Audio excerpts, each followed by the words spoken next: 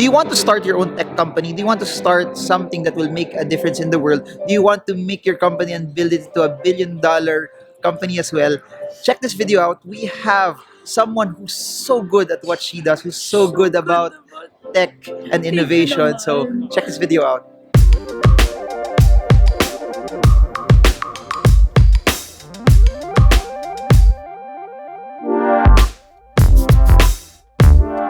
Please subscribe to Marvin Hermo's channel.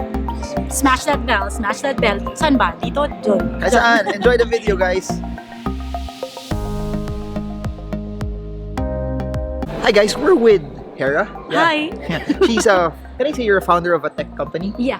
Yeah, so, yes? Okay, no? go. Okay lang? Yeah? Yes. Okay, she's a founder of a tech company, but what people don't know, and I'll start the video with this. What's your backstory? What led you into tech?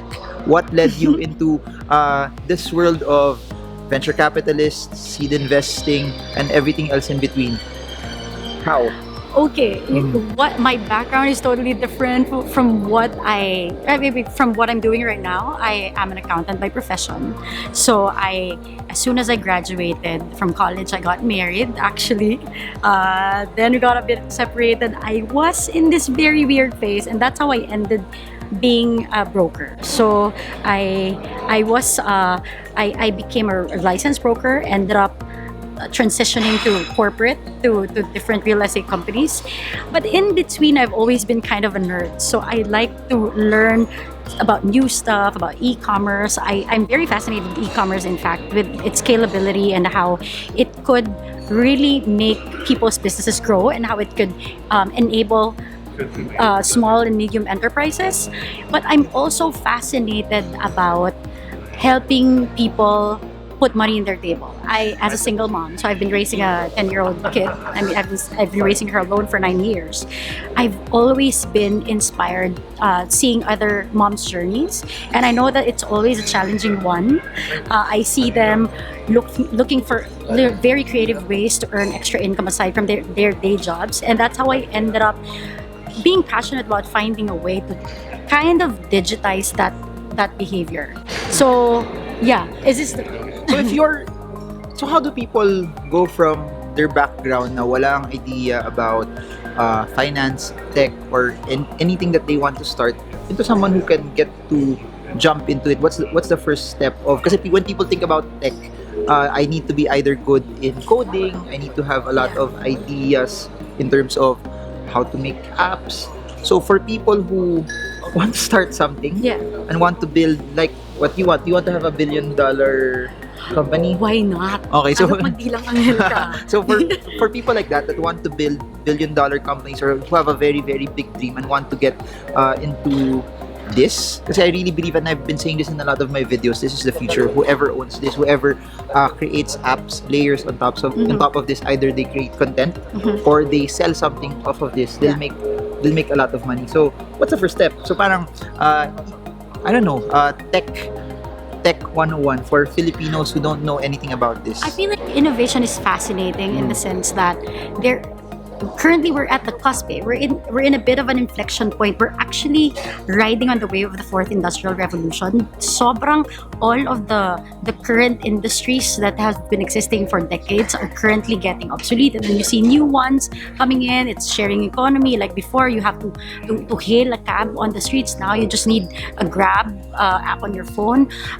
But one thing that a lot of people don't see is all these innovations became big because they're answering a very basic problem. Like cabs, for example, they're just solving a transportation problem, and they're solving things that people are very very irritated about. So normally when we think about tech or when we think about a product that we want to build, the first question that really makes sense and the first question that helps to figure this out is what do I hate most about the world? So it's a bit of a bit existential. What do I hate most about the world? But actually, it keeps you grounded, and it keeps you centered. So when you, kasi there's so many problems that people could solve right now. Like there's a problem with trash. There's the Philippines, for example, is a country of so many issues to solve. So there's a problem with trash. There's a problem with transportation, with traffic, all of these things. But you have to zero in with a problem that you're most irritated about. Okay, so for example, I want to make my own stock market app. I want to help Filipinos who don't know how to invest in stocks, and I want to make an easy way for them to analyze it. Oh, I have an idea. I know it will solve other people's problems. What's the next step? What can I do? Okay, so the next step is to validate it. So first you have to first you have this idea about a problem that you're irritated the most. You're passionate about it. The next step would be to figure out if it's other people's problems too. So how you do it? You can do it in different ways. So you do market validation by asking people around. I mean, it's as simple as interviews or sending out surveys. That's actually what I did when I first tried to study about it. So you interview people that have a stake or that are within the ecosystem of that problem that you're trying to solve. Not only that, so one is you have to validate your idea, then you have to validate your market. Like from my end, Layla is a social commerce platform. So I validated the idea by trying to figure out if there are people or there are resellers, because it's a resellers platform. So I first started by sending out a survey to resellers, and I ended up getting a total of 300 initial responses in my survey. And a lot of them are resellers, Avon ladies, mga ganon. So mga people who like to sell stuff to their friends. So that one. And then after that, I had to validate then the market. So aside from validating the idea, I had to check if this existing model works already. If the thing about what I'm doing is it mimics an existing consumer behavior. So direct selling, peer-to-peer sales. So it's not something I need to validate because it's been happening since I was a little girl. People like to sell stuff to their friends. Yung mga nanay na nagbebenta ng lip tint, yung mga office mates na i-ambush ko lang, bibigyan ka na ng wallet, but just pay me every 15 days. Diba? It's something that's very common in the Philippines. So once I start knowing that there's a market for it, people want to buy it, what's the next step? Do I actually build the app already? No. Okay, it's don't. a no-no. Okay. You can't build Is it an app. for those who don't have any idea about it? Does creating apps mura mahal? Well, it number one, it depends on the level of sophistication of the tech involved. Because there are tech companies, but there are tech-enabled companies. There are companies that need a specific domain expertise for you to really build it. Like yung mga sobrang AI, machine learning na centric na mga designs. But there are companies that are really not very complicated. They're at the surface, they just mimic a very basic process, like e-commerce companies. They're basically a selling platform, pero you know it's so yun, you will have to first get clarity of the kind of features that you want. The second very important thing to do is to validate it by doing an MVP. So your minimum viable product could So be, that's what you're saying. You don't build the app first. Okay. so you need to have a minimum Okay, viable product. When you get the marketing, when you know that there's a market for it, that's when you do the MVP. Yeah. Okay, And go. your MVP could either be a manual MVP, I'll give an or parang a very basic version of your app, parang version 0 ng app mo. So meaning if yung final phase ng app mo is like level 10, it could be like sobrang level 1 or even before that. Like for example, I have 20 if I have 20 functionalities in my app, including all the AI involved and even the fintech component involved in there. Eto, kahit yung the selling features lang muna. So, okay, I'll give you a specific example. So again, it could either be a manual MVP or an actual app, a very basic app. I'll give an example. Uber, before when they started, they were just a taxi company. They were doing the calls themselves. I mean, that's what I've learned. So, yung MVP nga nila, it's just a taxi booking hotline. So, if you wanted to book an Uber before, you just call this hotline, and then they will bring the cabs to you. It wasn't rocket science. So yeah, that's basically how you do it. If you want to start an e-commerce site, you don't even have to build an app. Maybe what you could start by creating a Facebook group. I mean, if you're selling a particular product, create a Facebook group, offer these products for sale, and then see the responses of the resellers and see if it's gonna work, or see the responses of your buyers. Depende din kasi on what you wanna do. I have another. I think it's ultimately just making sure that you could validate it in the simplest way possible. I mean, you don't need to spend so much money, and it doesn't make sense to do it. Okay, so now you're doing that to get investors. You need to do the MVP to get investors, or you need to do that before you even spend your own. You need to spend your own money. Okay, there are companies kasi that have tech founders. So normally for those kinds of for that kind of team, you don't really need to spend a lot because it's already an existing skill. Okay. Yeah. I mean, you could have an MVP built from anywhere from less than 100,000 pesos to 500,000 pesos, depending on the app that you want, or the solution that you have in mind. I feel that. So a lot. Your next question is if you're doing it for the sake of getting to get the funding, or you do it by yourself.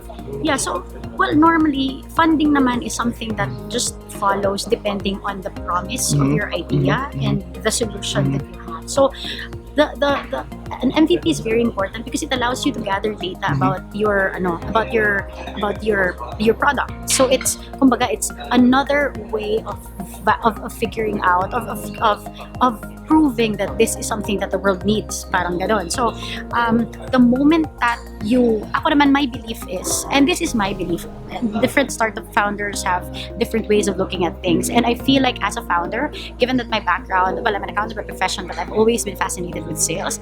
For me as a founder, it's nice to be able to design your company for funding, but it's even more important to design your company for revenue, because the moment you have revenue in, even if your processes are very crude pa nga, the moment you have revenue in, their investors would naturally just flock your way. So you get funding, or you have your own funding. What's the next step? Well, the next that's when you build the app. Well, then I mean, for me, you build an app the moment you've achieved product market fit talaga. I mean, this is like I'm talking more about the final version, the app in its glory. So the moment you've seen, okay, like for example, e-commerce platform. Kung for example, the important thing is to test all the assumptions. What are the assumptions around it? Like for example, for Layla, ano ba yung assumptions namin? Na yung mga resellers namin, babae, ages 20 to 35, na yung mga gusto nilang ibenta products are beauty products, slimming products, whitening products. Yung mga, those are the different assumptions. So you use the MVP to be able to prove or to validate or nullify those assumptions. The moment you figure it out, mararamdaman mo yun. You gain more clarity and confidence with as to whether you're going to continue doing it or you're going to pivot. When we say pivot, you change the idea. I mean, you will pivot into another idea. I mean, it's not something bad. A lot of startups actually became what they are right now because they pivoted. They were not that same idea when they started. So yun, did I answer your question? Yeah, of course. So you build, dun na papasok yung business, no? Once the app gets built already, that's where you see if it will be profitable. And just for people to know, no, not everyone who starts apps, they all become profitable. Not everyone becomes Uber, not everyone becomes Grab, not everyone becomes Airbnb. Everyone thinks kasi that I'll start an app, then I'll be set for life. Majority of the apps fail. So true. Yeah, that's true. That's Definitely. why it's really hard work. People always think that when I start a business, I start an app, that people will like it. It's really hard work that you have to dedicate a large portion of your time, because you still have to market it. People have to know who you are. It has to be really good that it will beat out whatever competition that's there, if there's a competition at all. So I'll just end it with this.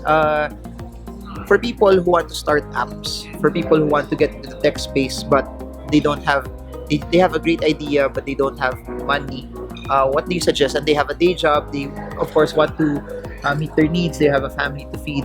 What can you tell them? Well, I guess first, my first advice would be don't leave your day jobs first. You use that time to be more focused, because sometimes if you don't have money, ang hirap mag-focus. So you keep your day jobs, but start by researching about the idea that you want to work on. So maybe look for best practices, look for case studies both in the Philippines and abroad. It depends on depending on the nature, of course, of the idea that you want to work on. Use it, really study and study. Second, if you feel you're ready, if you feel that you have enough savings to be able to support you in the next 6 to 12 months, better for me 24 months, no? Try to look for a community that's going to help you build your vision. So in the Philippines and in abroad, there are different incubators, or called incubator companies, that help you incubate that vision until the time that it grows to a startup idea. So start with in the Philippines, you have Idea Space, you have Founders Institute, you have the likes of Kickstarter that really supports early stage startups. There's incubators in AIM as well. The incubator I became part of is called Antler. It's a Singapore-based incubator. So they call themselves a startup generator. So what they do is they bring together different founders. Idea stage pa lang to. You don't have to have a company. They will bring you in based on your skills and talents, and what they do is they bring people from different walks of life, from different places. It's a good ratio of domain experts, of tech people, and business people, and for the purpose of really the purpose is cross-pollination of ideas. So they bring you in, and then for a series of for a number of weeks, you'll do hackathons and you'll do a lot of information sharing until the time that you find a co-founder and build that startup together. So that's the program I became part of. You could visit antler.co to learn more about it. Right, so that's it, no? So we'll track the progress of Layla over the next few years, no? So it's nice to see Filipinos that are making apps that are making a difference also in the world. So I'll be making a lot of videos with her. Let's see how she makes it through her journey as well. Totoo. And I try to feature people that that don't just know what they're doing, but they also want to share it, because there's not a lot of people. Madaming magaling, but not everyone Pero wants to ikaw share talaga it. yung No, pinakamagaling. hindi naman. So I'm a fan. I'm a fan. So I guess that's it for now. I hope this video helps you and it pushes you also to reach for your dreams. So Yes. see you all again soon, and Thank you. God bless you. Thank you.